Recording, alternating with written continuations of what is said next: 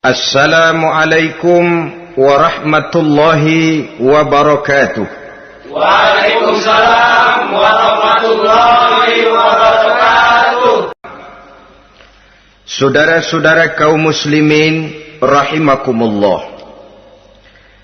Agama mengajarkan bahwa di dalam melaksanakan segala macam pekerjaan hendaklah dilaksanakan dengan penuh hati-hati dan perhitungan.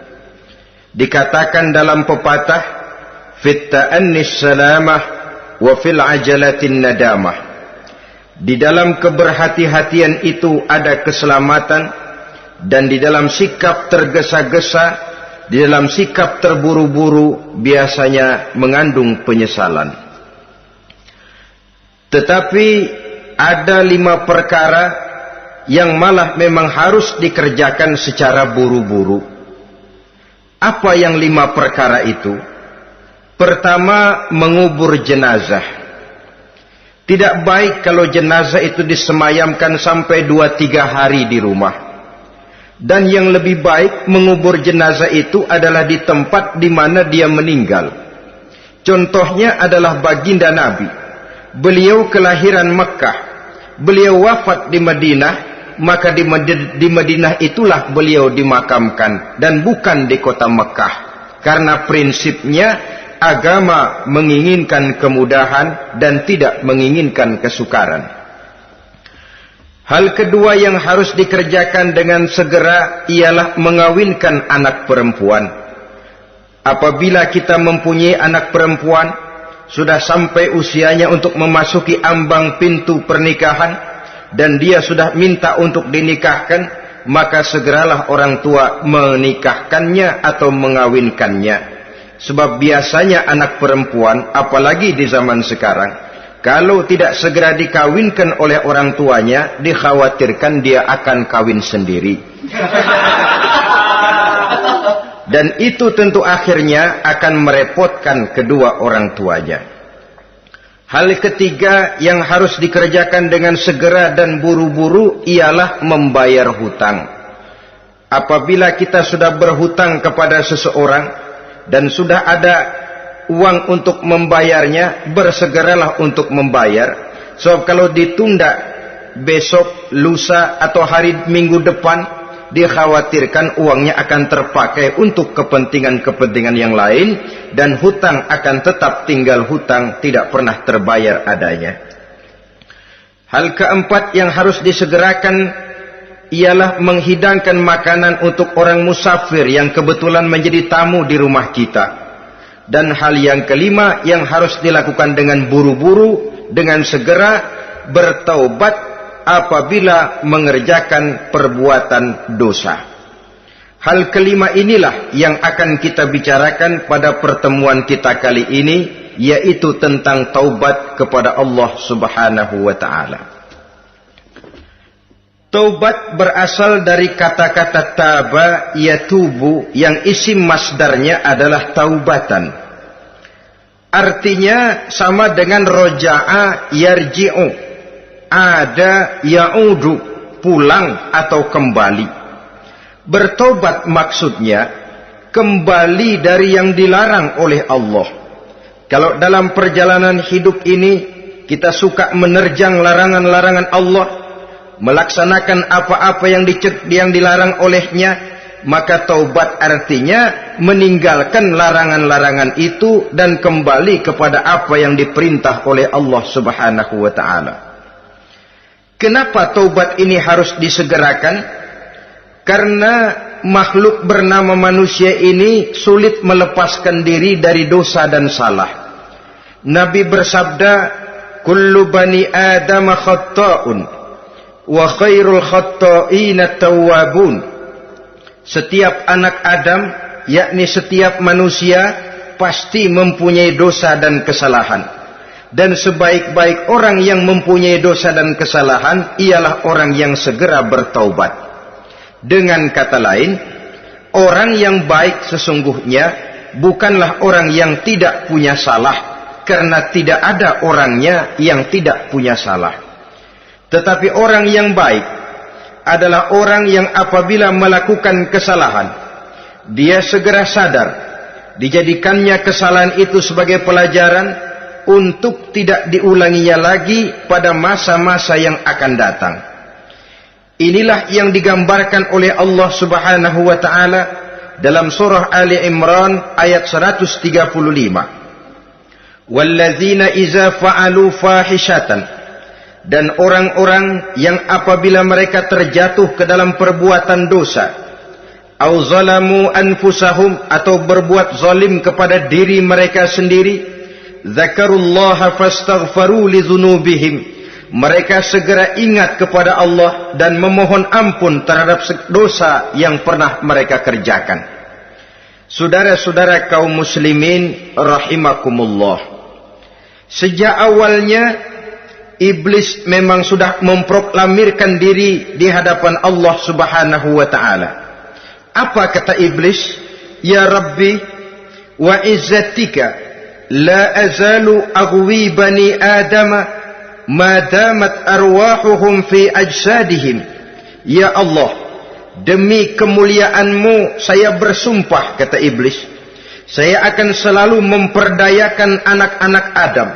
Saya akan selalu menggoda manusia selama ruh mereka masih ada di dalam jasad mereka. Jadi selama ruh masih ada di dalam jasad, selama itulah iblis akan selalu berusaha menggelincirkan manusia untuk jatuh ke tempat-tempat salah dan ke tempat-tempat dosa. Tetapi kemudian Allah juga memberikan jaminan. Allah menjawab proklamasi iblis ini, wa izzati wa jalali ya mal'un la azalu aghfiru lahum mastaghfaru. Demi kehormatanku, demi kemuliaanku, hai mal'un, hai yang terkutuk, hai iblis, kalaupun engkau selalu memperdayakan manusia, kalaupun engkau selalu menipu dan menggoda mereka sepanjang ruh mereka masih ada di dalam jasad, aku akan senantiasa memberikan ampun kepada mereka sepanjang mereka memohonkan ampun kepada aku. Inilah jaminan dari Allah Subhanahu wa ta'ala. Saudara-saudara kaum muslimin rahimakumullah, oleh karenanya apabila kita berbicara tentang taubat, artinya kita berbicara tentang tingkah laku kita dalam kehidupan sehari-hari. Apa yang harus kita lakukan untuk sempurnanya satu taubat? Pertama, menyesal terhadap dosa yang pernah kita lakukan. Kadang-kadang ada juga orang bertaubat, tapi bukan nyesal terhadap dosa yang dia kerjakan, malah puas katanya. Dia ngomong sama teman-temannya, saya dulu zaman muda sudah kenyang judi, kenyang zina, kenyang mabuk-mabukan, sudah puas. Sekarang tinggal benernya saja, saya sudah taubat. Taubatnya sih bagus, tapi puasnya itu yang jelek. Kenapa harus dikatakan puas? Bukan puas, menyesal. Menyesal saya dulu. Kenapa hanyut terjebak dosa? Kenapa tenggelam di meja judi? Kenapa tenggelam di minum-minuman keras? Kenapa hanyut kepada perbuatan munkar dan maksiat? Saya menyesal sekali. Menyesal diperintah dan bukan malah puas. Dari rasa menyesal ini nanti timbul hal yang kedua, yaitu berniat tidak akan mengulangi lagi perbuatan dosa. Kalau menyesal tapi masih diulangi lagi, itu belum taubat yang sebenarnya. Saya kapok, menyesal, tidak mau minum minuman keras lagi. Besok tidak ada minuman keras, malah pusing, nyari kesana kemari. Itu belum taubat yang sebenarnya. Jadi setelah menyesal, berniat tidak akan mengulangi lagi perbuatan dosa itu. Kalau menyesal tapi masih diulanginya lagi, itu sama saja dengan main-main. Saudara-saudara kaum muslimin rahimakumullah, barangkali itu yang orang namakan dengan taubat sambal namanya. Kita kalau makan nasi pakai sambal, pedesnya bukan main, repot, marah, ngomel. Gila, sambal pedes bukan main, tobat sama sambal. Tobat sama sambal katanya. Tapi 2-3 hari kemudian dia makan lagi, nggak ada sambal, nyari. Kemarin sudah taubat, 2 hari kemudian malah nyari. Ini bukan taubat yang sebenarnya. Penyesalannya tidak diiringi dengan berniat untuk tidak mengulangi perbuatan dosa itu selama-lamanya. Saudara hadirin, kita sudah taubat, tidak mau lagi minum minuman keras. Datang teman, minum ya? Enggak mau. Kenapa? Saya sudah taubat. Yang benar, benar. Kalau dibayarin, udah. Jadi rupanya taubatnya itu cuma karena nggak ada yang bayarin. Begitu datang yang bayarin, berangkat lagi. Itu belum lagi merupakan taubat yang sebenarnya. Begitu juga kita taubat dari meja judi. Pada waktu sudah buras, bangkrut, habis-habisan, mungkin menyesal, mungkin bertaubat. Inilah akibatnya judi, rumah tangga berantakan, harta buras, anak terlantar, uang tidak ada. Taubat, saya tidak mau lagi-lagi tenggelam di meja judi. Pada saat kondisinya bangkrut, itu yang diucapkan.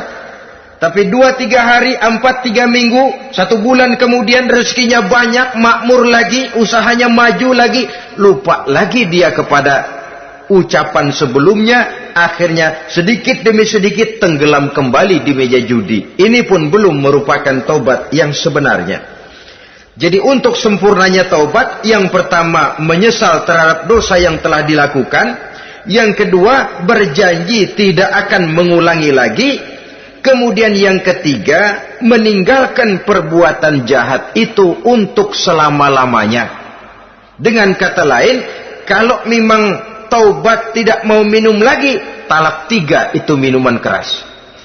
Kalau memang niat tidak akan berjudi lagi, talak 3 itu segala macam bentuk perjudian. Meninggalkan perbuatan jahat. Yang keempat, menunaikan semua fardu dan kewajiban. Sebab barangkali pada saat kita tenggelam dalam dosa, perintah-perintah Allah, jangankan yang sunnah, yang wajib saja sering kita lalaikan. Maka apabila diri telah berniat melaksanakan taubat, maka tunaikan semua kewajiban yang disyariatkan oleh agama kepada kita. Yang kelima, meminta halal kepada para lawannya dengan termasuk mengembalikan hak milik orang lain. Ini kalau menyangkut hukukul adamiyin atau hak-hak manusia. Jadi kalau kita berdosa kepada sesama manusia, Allah belum akan menerima taubat kita kalau kita belum minta maaf kepada yang bersangkutan.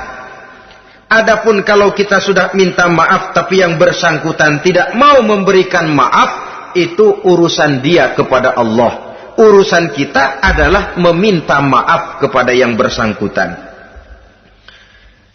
Hal yang keenam, mendidik atau melatih diri untuk bertaat kepada Allah. Sebagaimana kita dulunya telah melatih diri, memperturutkan diri untuk berbuat durhaka. Lalu memperbaiki yang dimakan dan yang diminum. Itu juga merupakan ciri dari orang-orang yang melaksanakan taubat kepada Allah Subhanahu wa ta'ala. Kemudian apalagi? Memperbanyak istighfar di dalam kehidupan. Disabdakan oleh Nabi, inna likulli da'in dawa'un wa dawa'u zunubi al-istighfar. Sesungguhnya segala macam penyakit tentu ada obatnya, dan obat dari segala macam dosa adalah istighfar. Saudara-saudara kaum muslimin rahimakumullah. Jadi kalau yang terdahulu merupakan perbuatan-perbuatan konkret, maka yang terakhir ini taubat dalam bentuk ucapan berupa memperbanyak istighfar, memohonkan ampun kepada Allah Subhanahu wa ta'ala. Mari kita lihat dalam teladan hidup kita, manusia yang hatinya paling bersih tidak lain adalah Rasulullah sallallahu alaihi wasallam. Beliau sudah mendapat jaminan ampun dari seluruh dosa. Liyaghfir lakallahu ma taqaddama min zambika wa ma ta'akhkhar, kata Allah.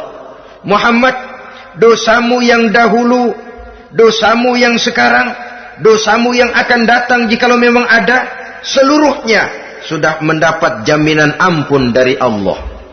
Tetapi coba lihat dari sejarah perjalanan hidup yang mulia ini. Sungguh pun beliau sudah nyata-nyata mendapat jaminan ampun dari Allah. Beliau mengatakan, ayyuhan nas, tubu ilallah, fa inni atubu fil yaumi mi'ata marrah. Wahai manusia, bertaubatlah kepada Allah, maka sesungguhnya saya, kata beliau, dalam satu hari bertaubat 100 kali kepada Allah. Dalam riwayat yang lain, sab'ina marrah, 70 kali beliau mengucapkan istighfar minimalnya dalam sehari semalam. Orang yang sudah nyata-nyata mendapat jaminan ampun dari Allah ini, satu hari satu malam istighfarnya minimal 70 kali. Apatah lagi kita yang nyata-nyata belum mendapat jaminan ampun dari Allah. Di dalam satu hadis diriwayatkan bahwa iblis laknatullah alaih pernah berkata, ahlaktun nasa bizzunubi wal ma'asi. Aku rusak dan aku hancurkan kehidupan manusia dengan dosa dan dengan segala macam perbuatan maksiat. Iblis menghancurkan manusia dengan menanamkan kegemaran berbuat dosa dan menanamkan kesukaan untuk bergelimang dalam dunia maksiat. Tetapi kemudian iblis mengakui, wa ahlakuni bila ilaha illallah wal istighfar. Tetapi kemudian terbalik, manusia menghancurkan aku dengan kalimat la ilaha illallah dan dengan istighfar, yakni mengucapkan astaghfirullahalazim. Inilah senjata pemungkas menghadapi upaya iblis untuk menghancurkan manusia. Kalau iblis menghancurkan manusia dengan perbuatan dosa, dengan menenggelamkan manusia ke dalam perbuatan-perbuatan maksiat, hendaknya kita sadar, pada saat kita terdorong untuk melakukan perbuatan dosa, kita lalu sadar inilah perangkap iblis untuk membinasakan saya.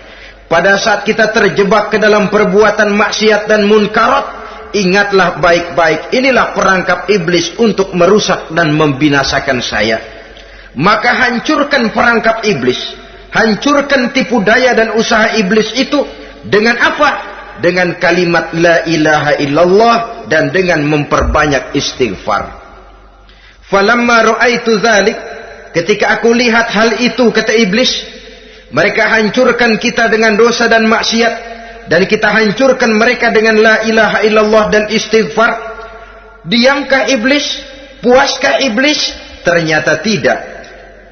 Apabila aku lihat usaha manusia itu, ahlaktuhum bil huda, ahlaktuhum bil hawa, wahum yahsabuna annahum muhtadun. Apabila mereka hancurkan aku dengan la ilaha illallah dan istighfar, maka aku kembali menghancurkan mereka dengan mempergunakan hawa nafsu, sehingga mereka menyangka bahwa mereka adalah orang-orang yang mendapat petunjuk. Ditanamkan dalam diri kita perasaan bahwa kitalah orang yang paling benar, itu pun tipu daya iblis. Maka orang pintar itu baik, tapi merasa pintar itu jelek. Orang benar itu bagus, tapi merasa benar itu tidak baik. Karena biasanya orang kalau sudah merasa benar, lalu cenderung untuk menganggap orang lain tidak benar.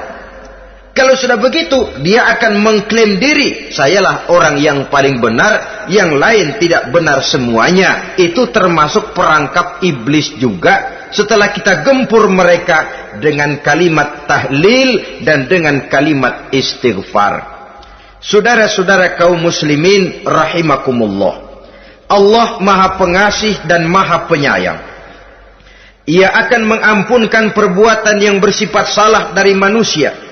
Hanya manusia saja yang kadang-kadang bodoh, tidak mau mengampuni dan memaafkan dirinya sendiri, dengan membiarkan dirinya terseret berlarut-larut dalam dosa tanpa keinginan untuk bertaubat. Sepanjang nafas belum sampai di tenggorokan, sepanjang matahari masih terbit di sebelah timur dan terbenam di sebelah barat, sepanjang itu Allah masih akan menerima taubat seorang hamba. innallaha yaqbalu taubatal abdi ma lam yugharghir. Allah akan senantiasa menerima taubat seorang hamba sebelum nafasnya sampai di tenggorokan. Apabila nafas sudah sampai di tenggorokan, maka taubat sudah terlambat adanya. Lalu yang konkret di dalam kehidupan ini, apa ciri-ciri dari orang yang melaksanakan taubat itu? Seorang ahli hikmah berkata, pertama, orang yang taubat itu kelihatan bahwa dalam kehidupan ini dia mampu menjaga lidahnya dari ucapan yang berlebih-lebihan, dari ucapan yang tidak ada manfaatnya, dari ucapan yang mengandung dosa, namimah, mengadu domba, dan ucapan-ucapan yang merugikan orang lain. Orang yang taubat kelihatan dari lidahnya. Ini yang konkret. Yang kedua, orang yang taubat itu cirinya tidak ada lagi rasa dengki di hatinya. Tidak ada keinginan untuk membenci dan memusuhi orang lain. Kenapa? Dia sudah sibuk memikirkan kekurangan dirinya sendiri. Sehingga tidak ada waktu lagi untuk mengorek-ngorek, mencari-cari aib dan kekurangan pada diri orang lain. Ini makna ucapan Nabi, tuba liman syaghalahu aibuhu an uyubin nas. Beruntunglah orang yang kekurangan pada dirinya menyebabkan dia cukup sibuk sehingga tidak sempat mencari-cari dan mengorek-ngorek aib dan kekurangan orang lain. Berbeda dengan orang yang masih jauh dari sikap taubat, selalu berusaha mencari dan mengorek-ngorek kekurangan orang lain, sementara aib dan kekurangan dirinya diumpetin. Ini namanya ilmu kancil. Orang lain disorotin, dia ngaling, ngumpet.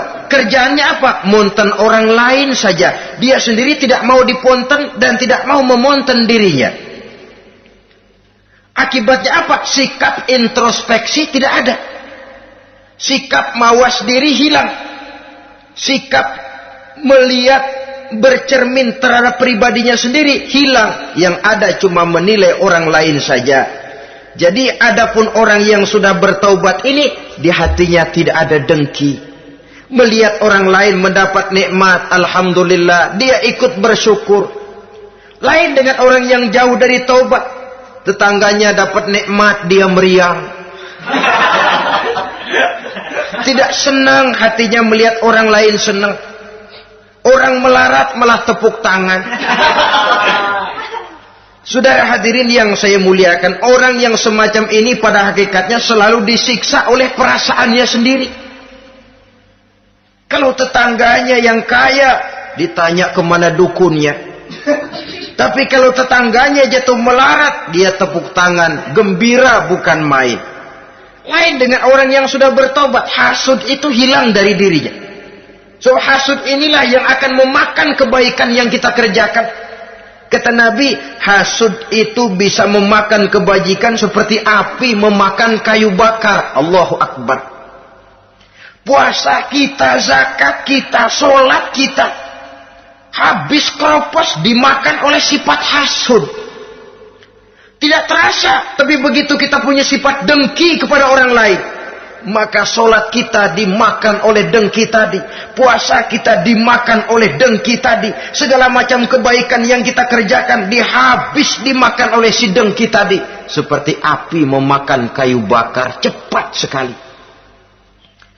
Itulah sebabnya bagaimanapun banyak kebaikan yang sudah kita kerjakan, jangan bangga dan jangan lalai. Sebaliknya, bagaimanapun besar dosa dan kesalahan yang pernah kita lakukan, jangan putus asa dari rahmatnya Allah Subhanahu wa ta'ala. Jadi yang kedua, ciri orang yang bertaubat, di hatinya tidak ada dengki dan tidak ada rasa ingin memusuhi orang lain. Dia berhadapan dengan setiap orang dengan modal husnuzon, baik sangka kepada Allah, tidak a priori. Kadang-kadang ada orang ketemu saja baru tapi sudah punya rasa jelek, diperturutkannya suuzonnya. Yang ketiga, ciri orang bertaubat itu menjauhkan diri dari pergaul dengan orang-orang jahat. Sebab kita tahu bahwa pergaulan sangat besar pengaruhnya dalam ikut membentuk kepribadian manusia. Asyariku wa fi syarri syarrun. Bersekutu dengan kejahatan biasanya ikut jadi jahat. Walaupun secara langsung tidak melakukan kejahatan, tapi sudah termasuk dalam jamaah yang jahat juga namanya. Saudara-saudara kaum muslimin, bukan berarti orang yang taubat lalu tidak mau bergaul itu juga mencerminkan keangkuhan diri. Bergaul dia bergaul, tetapi kepada orang-orang yang jahat ia sekedar menghindarkan diri pergaulannya itu dari kejahatan yang bisa ditimbulkan oleh orang-orang jahat tadi. Ciri yang keempat dari orang yang bertaubat, dia mempersiapkan diri untuk menghadapi mati. Mempersiapkan diri. Sebagaimana kita tahu, kalau kita akan pergi ke luar kota, tentu kita membawa bekal. Makin jauh perjalanan, makin banyak bekal yang harus kita bawa. Hidup ini adalah perjalanan panjang yang kita juga memerlukan bekal dalam kehidupan. Orang yang bertobat, orang yang mempersiapkan diri untuk menghadapi maut dan menghadapi hari-hari sesudah maut itu datang. Menghadapi kehidupan di alam barzakh, menghadapi kehidupan di alam akhirat dan selanjutnya. Dia mempunyai persiapan sehingga kapan maut datang dia sudah punya persiapan lebih dahulu.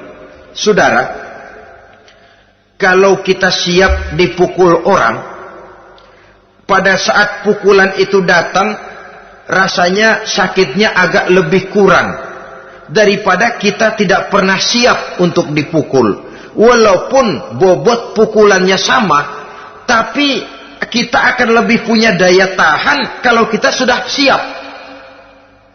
Oleh karena itu, orang yang bertobat, orang yang mempunyai persiapan untuk menghadapi mati. Tidak hanya untuk menghadapi mati, tapi juga menghadapi hidup di seberang kematian nanti. Maka karenanya, dia sibuk dengan dunianya, tapi juga dia lebih sibuk dengan akhiratnya. Dia tenggelam dalam berbagai macam kesibukan dunia, lain saat dia memfanakan diri untuk membekali diri menghadapi kehidupan sesudah hidup yang sekarang ini. Ciri-ciri ini tentu akan kelihatan dari gerak hidup seseorang. Saudara-saudara kaum muslimin rahimakumullah. Jadi dengan kata lain, kalau kita kembali kepada surah Ali Imran ayat 135 tadi, apabila dalam kehidupan terjebak kita kepada perbuatan dosa atau zalim kepada diri sendiri, zakarullah, segeralah mengingat Allah, fastaghfaru li dzunubihim, dan segera memperbanyak istighfar, memohon ampun kepada Allah Subhanahu wa taala, sebab dosa dalam Islam hanya bisa ditebus dengan taubat. Bukan dengan uang, bukan dengan beras, bukan juga dengan piagam. Dosa dalam Islam hanya bisa ditebus dengan melaksanakan taubat kepada Allah. Dan untuk bertaubat tidak usah ngulur waktu. Besok saja, bulan depan saja, tahun depan saja, nanti saja kalau sudah agak sedikit tua. Ibarat diri kita ini kaca, kata Imam Ghazali, maka dosa adalah debu. Apabila kaca kena debu, sedikit nempel debu, lalu dilap, sedikit nempel debu, terus dilap lagi, insya Allah kaca akan tetap bersih. Tapi kalau kita menunggu debu sampai banyak, apalagi sampai berurat, berkarat, nanti akan sulit membersihkannya. Demikian hati manusia itu. Kalau sudah dihinggapi oleh dosa, ditumpuknya lagi, berkarat dosa dalam hati, biasanya berat untuk melaksanakan taubat. Untuk lebih meningkatkan pengertian kita tentang ciri dari orang-orang yang bertaubat, mari kita ikuti sebuah dialog yang pernah terjadi antara Rasul dengan para sahabat. Satu hari ketika sedang berkumpul dengan para sahabat, baginda Rasul bertanya, "Atadruna manit taib?" Saudara-saudara, tahu nggak saudara-saudara, siapa sebenarnya orang-orang yang bertaubat itu? Macam-macam lah jawaban para sahabat, tapi yang jelas akhirnya mereka berkata, Allahu wa rasuluhu a'lam. Allah dan Rasulnya yang lebih tahu siapa sebenarnya orang yang bertaubat itu. Atas jawaban ini, baginda Rasul lalu menegaskan. Pertama, man taba wa lam yata'allamil ilma falaysa bitaibin. Siapa orang yang mengaku bertaubat kepada Allah, lalu dia tidak mau mencari ilmu, tidak mau belajar, falaisa bitaibin, maka dia belum termasuk orang yang bertaubat. Jadi di sini jelas bahwa bukan hanya dari dosa kita bertaubat, juga bertaubat dari kebodohan. Dalam arti tidak membiarkan diri kita bodoh terus menerus. Dengan bahasa anak sekarang, bodoh tapi betah.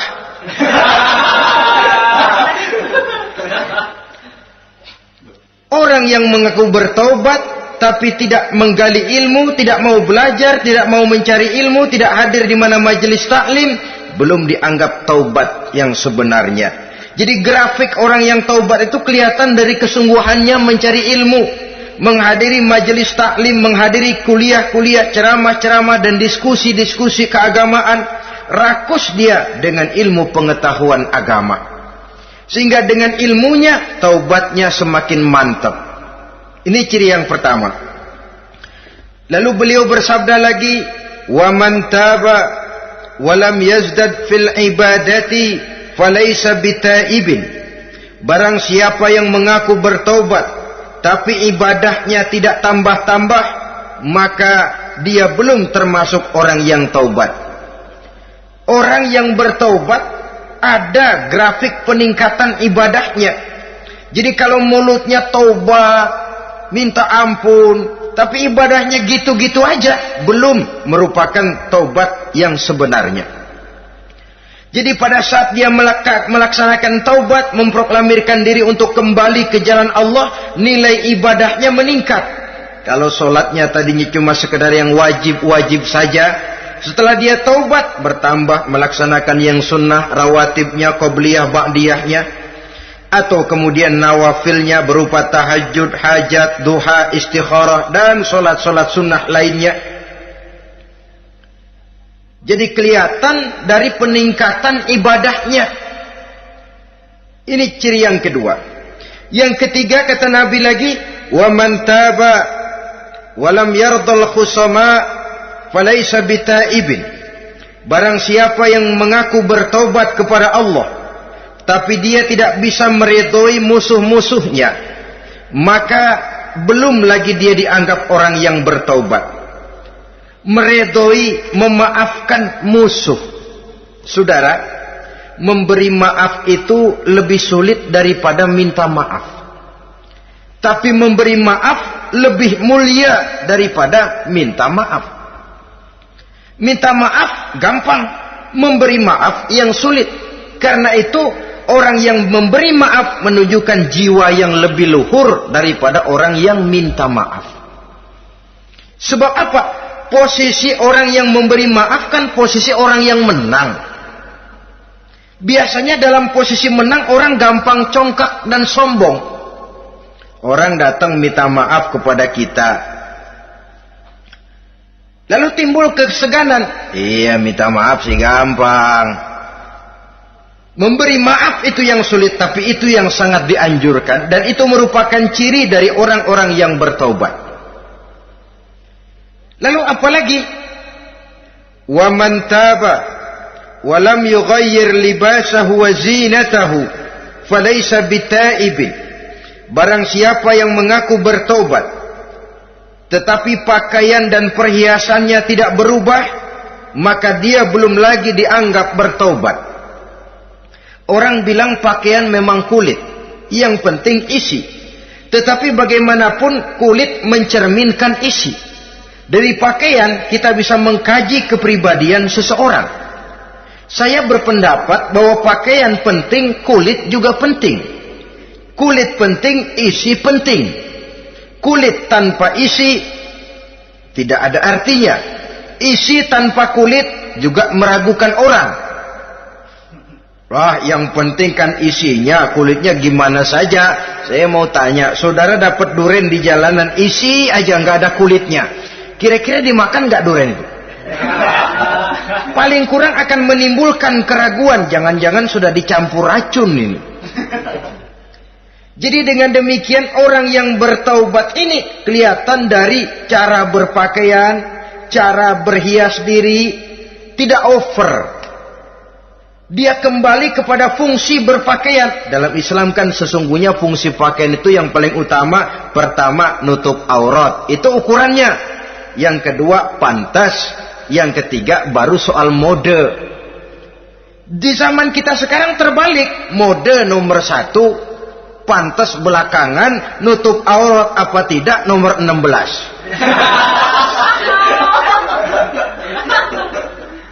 Kalau sudah mode, kita kekurangan pertimbangan. Ini buat saya pantas apa tidak, ini menutup aurat apa tidak. Kita balik. Padahal fungsi berpakaian dalam Islam tujuan utamanya pertama nutup aurat. Biar modenya mutaakhir, ciptaan Pierre Cardin sekalipun, kalau memang tidak nutup aurat, ya hukumnya masih belum berpakaian. Atau juga ukuran yang kedua, pantas. Yang orang lain pantas kita pakai, belum tentu kita pantas.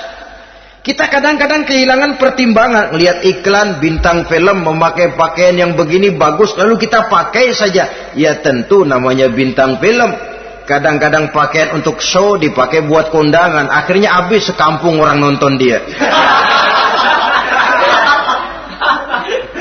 Ya nggak pantas toh, nggak wajar. Saudara hadirin yang saya muliakan, orang yang bertobat kelihatan dari pakaian dan perhiasannya. Kalau sudah memakai perhiasan, ya sekedarnya saja.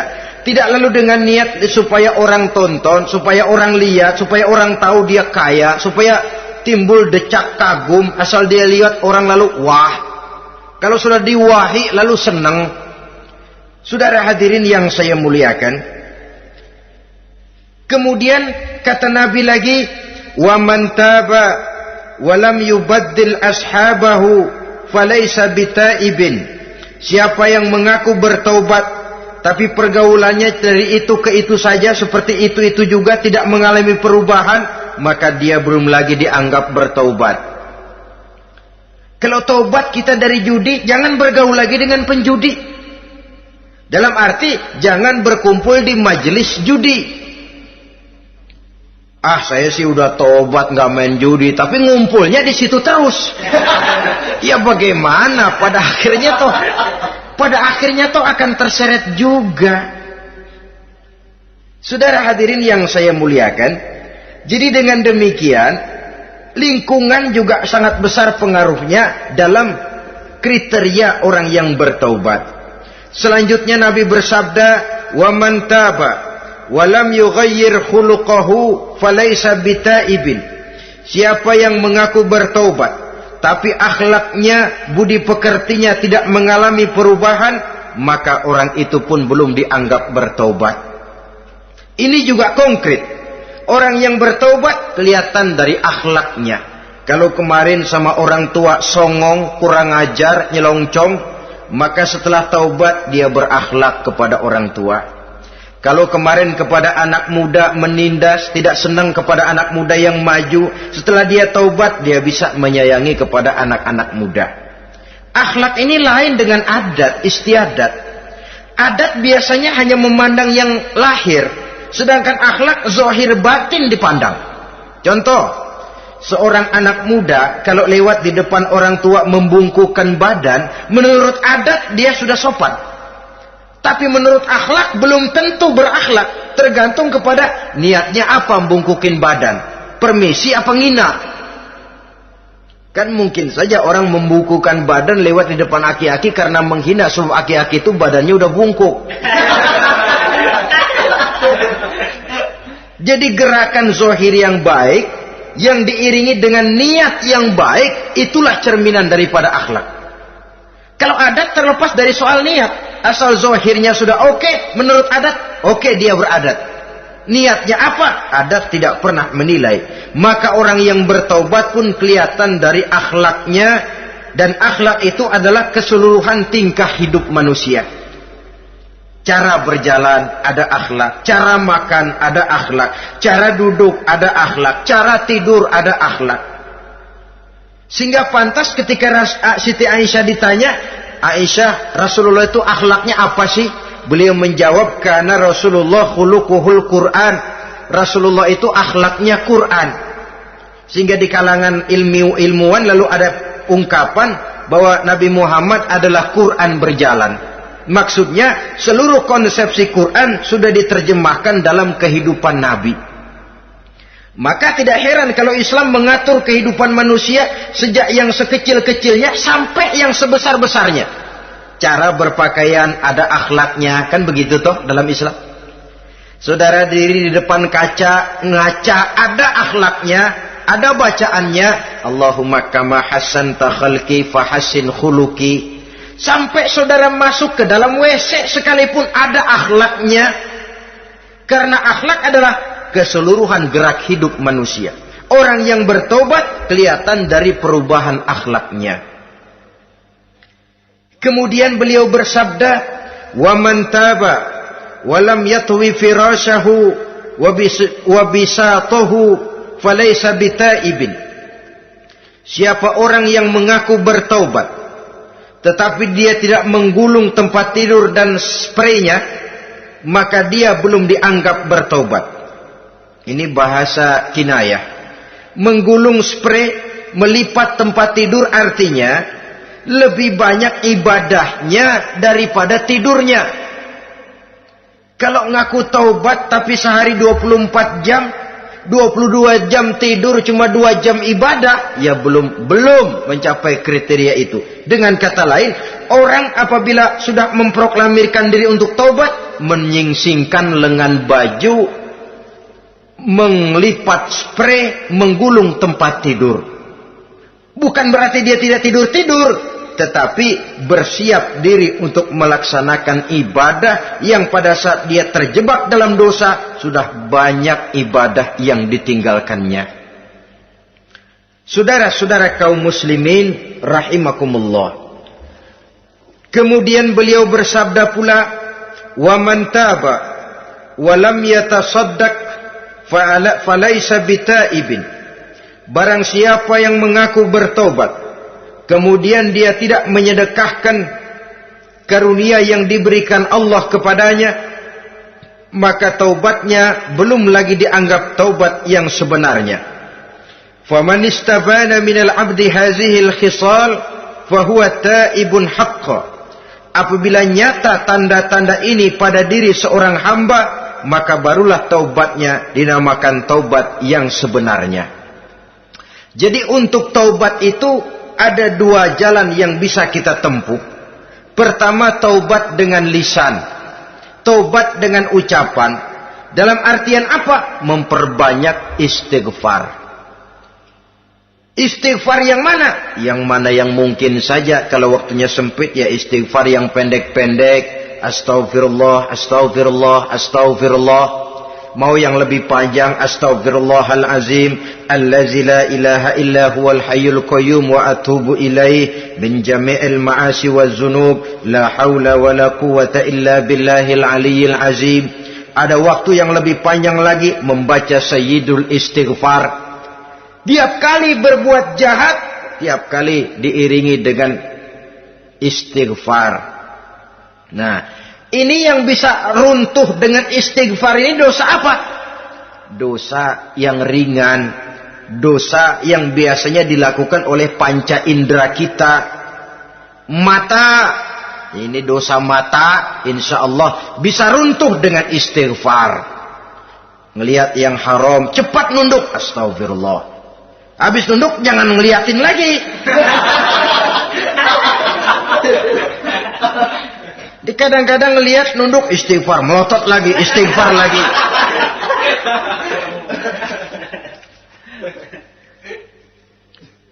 Saudara hadirin yang saya muliakan, kata Imam Ali nazratul ula laka wasaniyatu alaika. Ini dalam menjaga mata. Pandangan pertama rezekimu kelihatan, namanya kelihatan kan rezeki. Pandangan pertama rezekimu, ulangannya dosamu. Ulangannya ini yang bisa membawa dosa. Dosa karena lidah, mengucapkan kata-kata yang menyakitkan orang. Dengan istighfar, insya Allah runtuh. Adapun dosa-dosa besar lainnya, tentu harus dengan perbuatan. Tidak cukup dengan sekedar istighfar saja. Perbuatannya apa? Itulah seperti yang sudah saya sampaikan pada ciri-ciri orang yang bertaubat tadi. Oleh karenanya, beruntunglah kita masih diberikan umur oleh Allah. Sehingga segala dosa dan kesalahan yang kita lakukan, kita masih punya kesempatan untuk mengadakan pemutihan, bertaubat kepada Allah. Nah, apa kemudahan yang diberikan Allah kepada orang yang melazimkan istighfar di dalam hidupnya?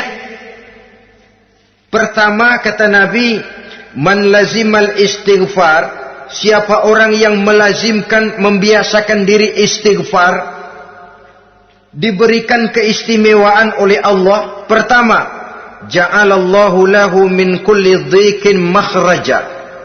Allah akan memberikan jalan keluar untuknya dari segala macam kesulitan.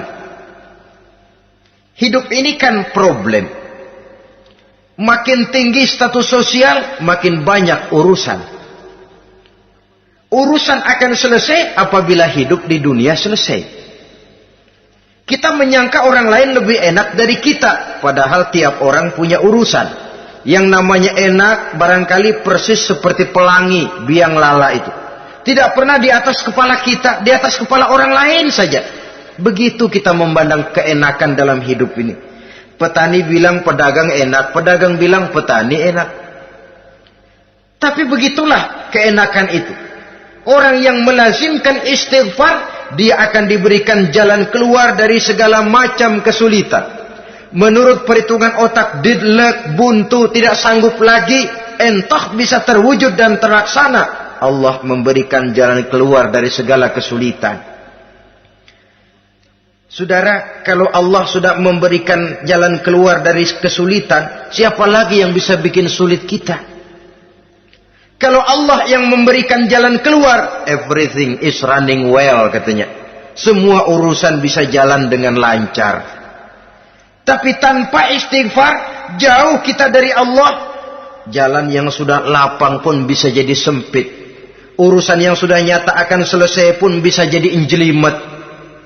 Dan jalan yang tadinya tidak berliku-liku pun bisa berliku-liku. Ini faktor yang di luar perhitungan matematis. Kita tidak mampu, Allah maha mampu. Menurut akal kita tidak mungkin. Kalau Allah mau, tidak ada yang tidak mungkin. Saudara-saudara, ini fasilitas pertama. Orang yang gemar istighfar diberikan jalan keluar dari segala macam kesulitan. Yang kedua, wa min kulli hammin faraja, diberikan kegembiraan dari setiap kesusahan yang dihadapinya. Ada saja faktor-faktor yang mendatangkan kegembiraan, yang mendatangkan refreshing di dalam kehidupannya, sehingga dia tidak lalu merasa jalannya buntu, tidak merasa kesulitannya tidak pernah terselesaikan. Dan yang ketiga, fasilitas yang diberikan Allah kepada orang yang gemar istighfar, wa razaqahu min haitsu la yahtasib. Allah akan memberikan kepada mereka rizki dari jalan yang tidak pernah mereka sangka-sangka, dari jalan yang tidak pernah mereka perkirakan sebelumnya. Saudara-saudara kaum muslimin rahimakumullah, inilah fasilitas ketiga yang diberikan Allah kepada orang yang gemar istighfar. Rizkinya datang dari jalan yang tidak disangka-sangka. Sebab rizki ini juga termasuk hal gaib. Dan jangan lupa, ar-rizku bimakna al-ata hissiyan kana au ma'nawiyan. Rizki adalah pemberian, baik yang konkret maupun yang abstrak. Kita sering membatasi pengertian rezeki, maka rezeki kita jadi sering terbatas. Menurut kita kan yang namanya rezeki cuman duit saja. Kalau bukan duit, bukan rezeki. Padahal semua karunia Allah itu rezeki. Umur, rezeki. Istri, rezeki. Anak, rezeki. Pangkat dan jabatan, rezeki. Termasuk duit juga rezeki. Tapi dalam kebiasaan kita, rezeki cuma duit. Begitu duit seret, kita anggap rezeki macet. Maka akhirnya kita tidak bersyukur kepada Allah. Padahal mungkin di sektor duit macet, tapi rezeki dari segi lain, ilmu barangkali tambah, wibawa naik, pangkat naik, anak tambah, itu juga merupakan rezeki. Saudara-saudara kaum muslimin rahimakumullah. Orang yang gemar istighfar ini diberikan rezeki dari jalan yang tidak disangka-sangkanya. Dibukakan perbendaharaan Allah untuknya. Sehingga rezekinya datang dari cara yang tidak disangka-sangka. Allah Maha Kaya. Kalau dia mau, la mani'a lima a'taita wa la mu'tiya lima mana'ta. Tidak satu kekuatan pun yang mampu mencegah apa yang hendak diberikan Allah. Dan tidak satu kekuatan pun yang sanggup memberikan apa yang dicegah oleh Allah Subhanahu wa ta'ala. Ini keistimewaan yang diberikan Allah kepada mereka yang gemar beristighfar di dalam kehidupan ini. Jangan lagi berpikir, gua sih nggak punya dosa, istighfar amat. Sombong, saudara-saudara. Manusia itu lebih baik merasa banyak dosa daripada merasa tidak punya dosa. Tanda orang bahagia, kata Nabi 4. Pertama, orang yang selalu ingat kepada kesalahan yang pernah dia lakukan. Itu orang bahagia. Selalu ingat kepada kesalahan yang pernah dilakukannya. Sehingga pada saat akan melakukan kesalahan yang baru, dia mikir-mikir. Dosa gue yang kemarin udah 3 keranjang, nih nambah lagi. Ingatannya terhadap kesalahan yang lalu akan merupakan langkah preventif yang mencegah dirinya untuk tidak menambah kesalahannya. Orang bahagia, orang yang selalu ingat kesalahan yang pernah dia lakukan, terbayang di pelupuk mata, bukan ngumpet-ngumpetin dosa, sebab apa yang mau kita umpetin di hadapan Allah. Yang kedua, tanda orang bahagia itu orang yang selalu melupakan kebaikannya. Kalau dia berbuat baik, dia lupakan. Dia anggap dirinya belum pernah berbuat baik. Sehingga di mana ada kebaikan, dia tidak bisa ikut. Dia merasa sangat rugi. Sebab dia anggap dirinya belum pernah berbuat baik. Yang ketiga, tanda orang bahagia. Dalam urusan dunia, dia lihat ke bawah. Sehingga timbul rasa syukurnya. Bahwa kalau dia sengsara masih banyak yang lebih sengsara dari dia. Bahwa kalau dia miskin masih jauh lebih banyak yang miskin dari dia. Bahwa kalau dia menemui kesulitan masih banyak yang jauh lebih sulit dari dia. Dengan cara itu jiwanya akan lapang, hidupnya akan tenang, dan dia tidak pernah ingkar kepada nikmat yang diberikan Allah. Sebaliknya yang keempat, tanda orang bahagia itu dalam urusan akhirat dia lihat ke atas. Dunia, lihat yang bawah. Akhirat, lihat yang atas. Kalau dia bisa sholat, kenapa saya tidak? Kalau dia sanggup puasa, kenapa saya tidak? Kalau dia bisa baca Quran, kenapa saya tidak? Timbul panas, nyontoh ibadah mendatangkan kebahagiaan. Rakus ibadah malah dianjurkan. Rakus dunia malah tercela. Nah, lawanannya orang celaka, saudara-saudara. Orang celaka juga tandanya 4 lawanan yang tadi itu. Pertama, orang yang selalu melupakan kesalahannya. Kalau berbuat dosa lupa, sok bersih. Alah, dosa gue mah dikit. Saudara hadirin yang saya muliakan. Orang yang selalu melupakan kesalahan, menganggap dirinya bersih, akhirnya kalau ingin berbuat dosa nggak mikir-mikir. Tidak ada lagi yang ditimbang-timbang. Selanjutnya, yang kedua, orang celaka itu orang yang selalu mengingat kebaikannya. Akhirnya apa? Timbul sifat nepuk dada, membanggakan jasa. Lahirlah pahlawan-pahlawan kesiangan. Selalu membanggakan diri, nepuk dada. Kalau enggak saya, kalau enggak saya. Itu masjid, kalau enggak saya. Itu pesantren, kalau enggak saya. Itu umat, kalau enggak saya. Kalau enggak saya. Memangnya kalau enggak sampean kenapa? Orang yang celaka adalah orang yang selalu menghitung-hitung kebaikan yang pernah dikerjakannya. Keikhlasannya kurang, makin dia hitung, makin kurang nilai pahalanya. Makanya kalau berbuat baik, ya anggap saja buang sampah, gak usah ditengok-tengok, gak usah diingat-ingat, dan gak usah mengharap orang yang kita tempat berbuat baik akan membalas kebaikan. Saudara hadirin yang saya muliakan, yang ketiga, tanda orang celaka dalam urusan dunia, ngelihatnya ke atas. Panasnya timbul. Syirik dan dengkinya naik. Rakusnya jadi.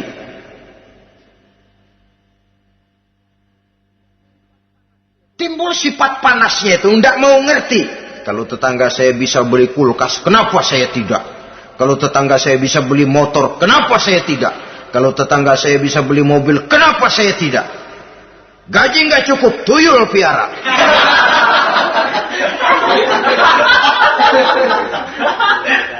Orang itu kalau sudah didorong oleh rakus kan bisa jadi menghalalkan segala macam cara untuk mencapai tujuan. Dibakar oleh sifat tamak dan rakus bin serakah. Nah, kalau sudah didorong oleh rasa rakus, yang segera tersingkir pertama rasa malu. Orang kalau sudah rakus nggak ada malunya, rasa malunya hilang. Padahal syarat jadi orang itu kan kalau punya rasa malu. Nggak punya rasa malu, kurang syarat jadi orang. Akan bagaimana jadinya masyarakat, bahkan bangsa dan negara, kalau rakyatnya sudah tidak punya rasa malu. Yang kedua, rasa takut hilang, terutama takut kepada Allah. Sirna sama sekali. Sudah tujuan menghalalkan cara. Yang keempat, tanda orang celaka dalam urusan akhirat, lihatnya malah ke bawah.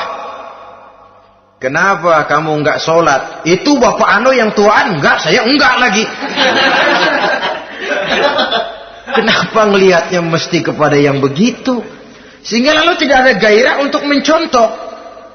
Saudara-saudara kaum muslimin rahimakumullah, walaupun serba singkat oleh karena terbatasnya ruang pembicaraan ini, mudah-mudahan bisa memberikan gambaran sepintas tentang ciri-ciri orang yang bertaubat. Dengan harapan, marilah kita menjadi orang yang bertaubat sebenarnya, dengan ciri menyesal terhadap dosa yang pernah kita lakukan, meninggalkan perbuatan jahat, dan berjanji tidak akan mengulangi lagi perbuatan jahat itu.